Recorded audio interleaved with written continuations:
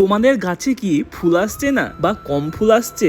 তাহলে জানবে টবের মাটিতে নিশ্চয় পটাশিয়ামের ঘাটতি রয়েছে। এই পাকা কলার খোসা থেকে খুব সহজে আমরা তরল পটাশিয়াম বার করতে পারি। প্রথমেই আমরা ছোট ছোট টুকরো করে কলার খোসাগুলোকে কেটে নেব। এই ব্যানানা পিলে 42% পটাশিয়াম থাকে, যেটা অনেকটাই। এছাড়াও ফসফরাস, ম্যাগনেসিয়াম, আয়রন, ক্যালসিয়াম এবং কপার এর মধ্যে রয়েছে। তোমরা যারা মিউরেট অফ পটাশ এবং সালফেট অফ পটাশ ব্যবহার করতে চাও না, তাদের জন্য এটা গুড অপশন। আমরা হাফ লিটার জল নিয়ে একদিনের জন্য এই কলার খোসাগুলোকে ভিজিয়ে রাখবো। ম্যাক্সিমাম তোমরা 3 দিন এরকম ভাবে ভিজিয়ে রাখতে পারো। এরপরে আমরা 5 লিটার জল নিয়ে নেব হাফ লিটার এই তরল সারের জন্য। এগুলোকে শুকিয়ে গুঁড়ো করে টবের মাটিতে ব্যবহার করা যায়। এরপর পটাশিয়ামের তরল নির্যাসটি জলের সাথে মিশিয়ে ডাইলিউট করে নেব।